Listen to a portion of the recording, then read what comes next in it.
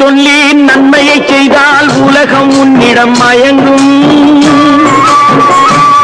நிலை உயரும் போது பணிவு கொண்டால் உயிர்கள் உன்னை வணங்கும். உண்மையை சொல்லி நன்மையை செய்தால் உலகம் உன்னிடம் மயங்கும். நிலை உயரும் போது பணிவு கொண்டால் உயிர்கள் உன்னை வணங்கும்.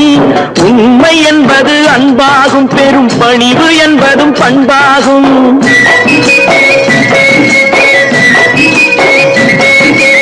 உண்மை என்பது அன்பாகும், பெரும் பணிவு என்பது பண்பாகும். இந்த 4 கட்டளை அறிந்த மனதில் எல்லா நன்மையும் உண்டாகும், எல்லா நன்மையும் உண்டாகும்.